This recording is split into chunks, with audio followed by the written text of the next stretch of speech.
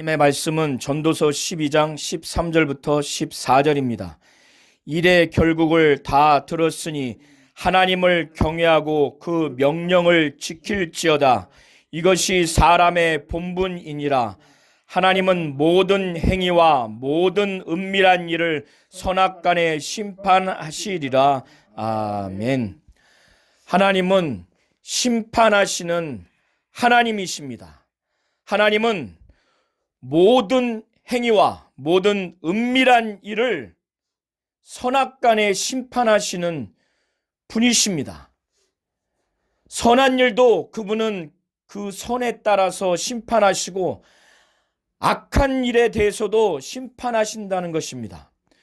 모든 행위, 모든 은밀한 일, 사람들은 속일 수 있지만 하나님 앞에서는 모든 은밀한 일마저 숨길 수 없기 때문에 모든 행위와 모든 은밀한 일이 선하면 선한 대로, 악하면 악한 대로 심판하신다는 겁니다. 그렇기 때문에 하나님을 존경하면서 두려워하라는 겁니다. 곧 하나님을 경외하고 그의 말씀을, 그 명령을 지키라는 겁니다. 이것이 인간이 해야 할 본분이라는 겁니다. 전도자는 일의 결국을 다 말했고 일의 결국을 너희가 다 들었으니 하나님을 경외하라는 거예요. 경외하고 경외할 하나님의 말씀을 듣고 무시하지 말고 그 말씀을 명령으로 듣고 그 명령에 순종하라는 겁니다. 지키라는 겁니다. 하나님을 경외하고 하나님의 명령을 지키는 것이 인간의 본분이라는 겁니다. 세상에도 페류나가 있듯이 하나님 앞에서의 페류나는 하나님을 존경하지도 않고 두려워하지도 않고 곧 하나님을 경외하지 않고 하나님을 경외하지 않으니까 경외하지 않는 하나님의 말씀을 지킬 리가 없어요. 무시해버립니다. 들으려고 하지도 않아요. 마음에 두려고 하지도 않습니다. 하나님을 존경하고 정말 하나님을 두려워한다면 내가 존경하고 내가 두려워하는 내가 경외하는 하나님을 존중하게 됐어요. 그분의 말씀을 자꾸 들으려고 하고 자꾸 마음에 새기려고 하고 자꾸 그 말씀을 지키려고 하는, 그래서 하나님을 경외하는 것과 그의 명령을 지키는 것은 분리할 수가 없는 겁니다. 이렇게 하는 것이 인간의 본분이라는 거예요. 전도자는 지금까지 많은 일들을 말해왔습니다. 일의 결국을 다 들었으니까 이제 최종적으로 결론이 뭐냐? 하나님을 경외하라는 거예요. 그 하나님을 경외하고 경외하는 하나님의 말씀, 그 명령을 지키라는 거예요. 이것이 사람의 도리라는 거예요. 사람의 본분이라는 겁니다.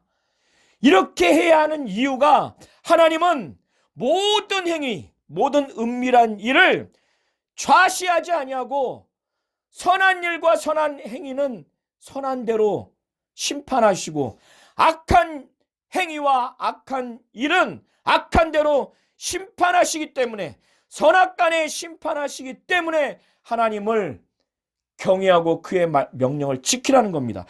히브리어 원문에는 13절과 14절이 연결되어 있어요. 14절에 왜냐하면이라는 그 접속사가 히브리 원문에는 있습니다. 한국 번역에는 없지만, 그래서 하나님을 경외하고 그의 명령을 지키라고 하는 이유가 왜냐하면 하나님은 모든 행위와 모든 은밀한 일을 선악간에 심판하시기 때문에 그렇다는 겁니다.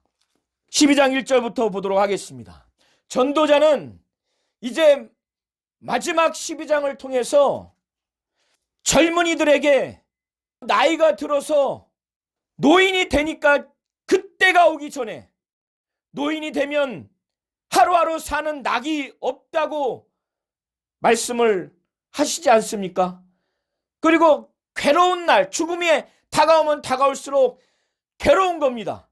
그것을 전도자는 곤고한 날, 곧 괴로운 날이 이르기 전, 죽음에 이르기 전 나이가 많아서 노인이 지극히 된 상태가 이르러서 죽기 전에 이것을 말하는 겁니다. 그것을 또다시 표현하기를, 그때 연세 드신 노인이 나는 아무 낙이 없다 이렇게 말할 때가, 그런 해가 가깝기 전에 너희 청년들은 청년의 때에 창조자를 기억하라는 거예요. 창조자를 단순히 머리에서 인식하고 인지하라는 차원을 떠나서 하나님을 두려워하고 존경하는, 경외하는 대상으로 신앙하라는 그런 의미에서 창조자를 기억하라는 겁니다. 그때가 오기 전에, 그때는 창조주 하나님에 대한 존경과 두려움을 갖는, 하나님을 경외하는 신앙을 제대로 가질 수 없는 육체적인 상태, 환경적인 상태가 되기 때문에 전도자는 그것을 지금 말하는 겁니다. 단순히 머리에서 생각만 하라는 것이 아니에요. 모든 행위와 모든 은밀한 일을 선악간에 심판하시는 그 하나님, 그 하나님을 경외하고 그 하나님의 명령을 지키는 온전한 신앙을 가지라는 차원에서 창조자를 기억하라고 말하는 겁니다.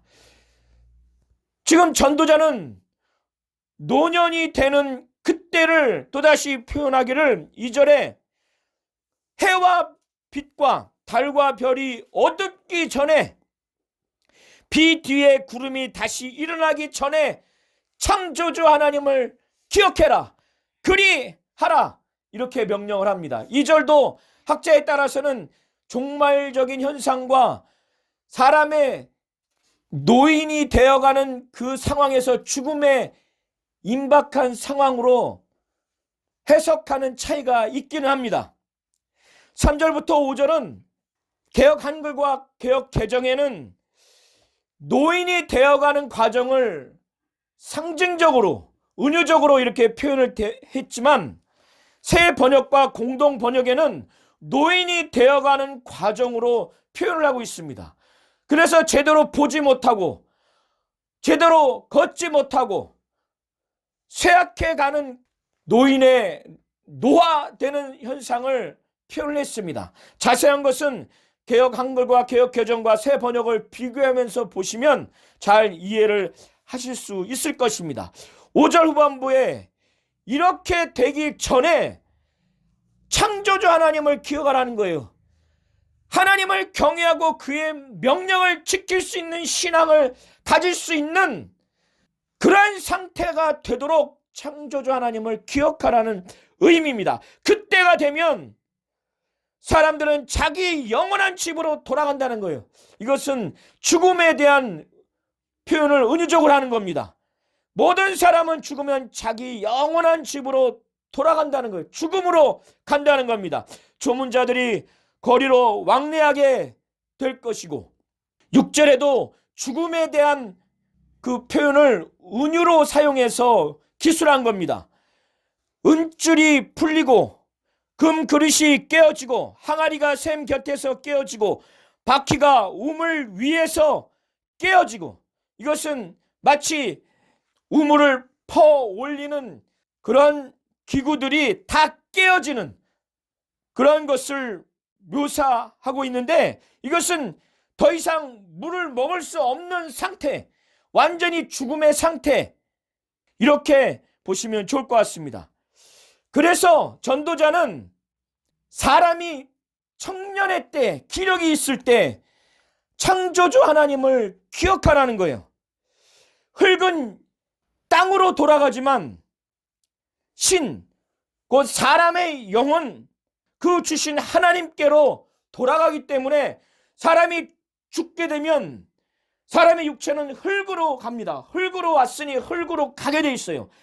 창세기 1장과 2장을 통해서 흙으로 사람을 지으시고 그 코에 생기를 불어넣으셔서 사람이 생명, 곧 영이 사는 영적 존재로 만드셨다고 기록하고 있습니다. 그렇기 때문에 성경은 죽음을 어떻게 표현을 하냐면 영혼과 육체가 분리됐을 때 이걸 죽음이라고 말하는 겁니다. 야고보 사도는 영혼 없는 몸이 죽은 것처럼 이렇게 말을 하고 있어요. 영혼 없는 몸이 죽었다고. 그때 육체는 흙으로 가지만 영은 하나님이 주셨기 때문에 하나님께로 간다는 것을 전도자는 말하면서 그때가 오기 전에 하나님을 기억하라는 거예요. 이렇게 전도자는 창조주 하나님을 기억하지 않는 그런 신앙 없는 인생을 정말 헛되다고 말하는 겁니다. 8절이 그것을 말하고 있는 거예요. 전도자가 가로되 헛되도다.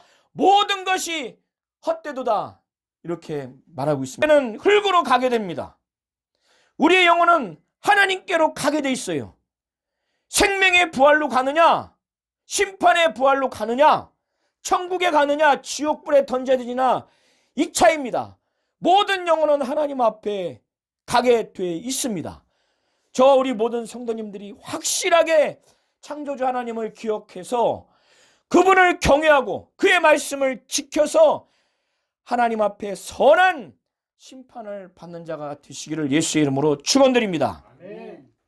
9절부터 14절을 보시게 되면 전도자가 창조주 하나님에 대한 확실한 믿음과 신앙이 없는 세상 사는 헛되고 모든 것이 헛되다. 인생사가 헛되다. 이렇게 말하는 겁니다. 이렇게 헛된 인생사에서 어떻게 인생을 살아가야 할 것인가? 그것을 9절부터 14절에 말하고 있는 겁니다. 9절부터 14절은 이제 전도자가 아닌 제3자가 전도자에 대해서 평가를 내리는 내용으로 보여집니다. 그때 제3자가 전도자에 대해서 말하기를 전도자는 정말 지혜로운 사람이었다. 여전히 백성에게 지식을 가르쳤다는 거예요. 그가 지혜를 가지고 지속적으로 여전히 백성들을 가르친 자였다. 이렇게 평가를 하고 그는 깊이 생각하고 곧 묵상하고 궁구하여 연구해서 잠언을 많이 지었다는 거예요. 여기서 말하는 잠언은 격언을 말합니다. 이 전도자는 묵상하고 궁구하여 깊이 생각하고 연구해서 백성들에게 정말 도움이 되는 많은 잠언을 지었다는 거예요. 그리고 백성들이 죄로 인해서 방황하고 절망하고 좌절하는 그들에게 기쁨과 힘을 줄 수 있는 아름다운 말들을 힘써서 그것을 찾았다는 거예요. 구했다는 겁니다. 그래서 그가 기록한 것은 정직하고 또 진리의 말씀만을 그가 연구하고 찾고 찾아서 그렇게 기록을 했다는 겁니다. 이렇게 전도자는 그의 백성들을 위해서 이러한 삶을 살았다는 것을, 그 활동에 대한 평가를 제3자가 기록한 것이 9절부터 10절에 자세히 나와 있습니다. 전도자는 지혜로웠다는 거예요.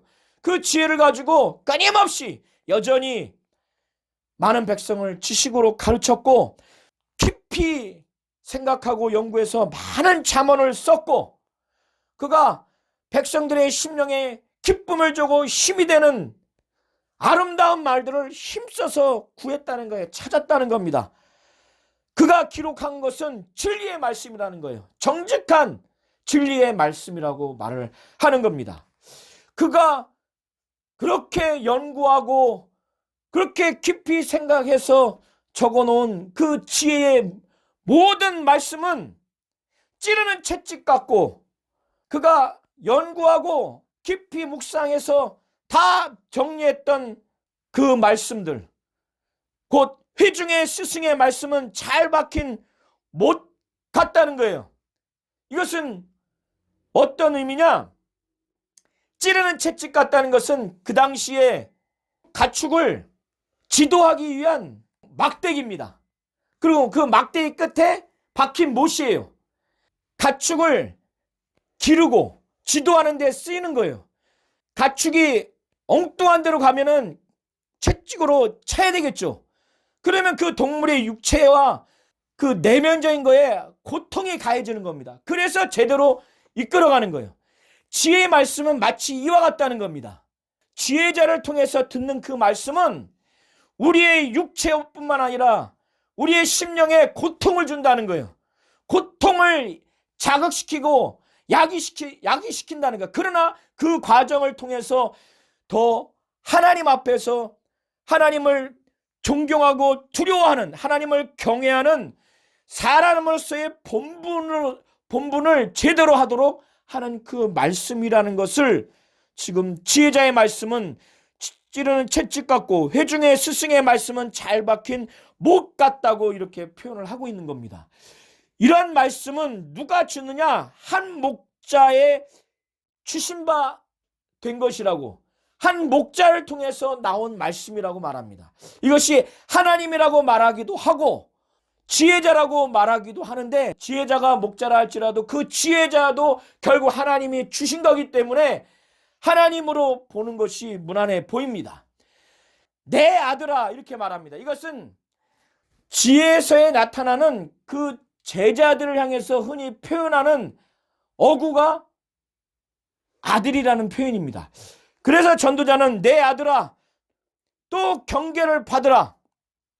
여러 책을 짓는 것은 끝이 없고 많이 공부하는 것은 몸을 피곤하게 한다 말합니다. 그러면서 전도자는 하나님을 두려워하고 하나님을 존경하는, 곧 하나님을 경외하고 내가 경외하는 하나님의 말씀에 순종하고 그 말씀을 지키는 사람의 본분에 맞게 살라고 하는 그 권면을 합니다. 왜 하나님을 경외하고 하나님의 명령을 지키라고 하냐면 이것이 본분이기 때문에. 그러나 더 본질적인 이유는 하나님은 모든 일, 모든 은밀한 일, 모든 행위를 그는 다 아셔서, 다 살피셔서 선악간에 심판을 하시는 분이기 때문에 하나님을 두려워하고 하나님을 존경하는, 하나님을 경외하고 경외해야 할 하나님의 말씀을 지키라고 하는 것입니다.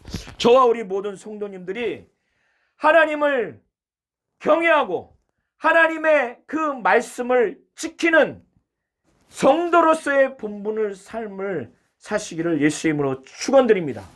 하나님은 심판하시는 분이십니다. 그렇기 때문에 우리가 하나님을 경외하고 그의 말씀을 지키는 그러한 신앙생활을 해야 됩니다. 이러한 사람이 되기를 예수의 이름으로 축원드립니다.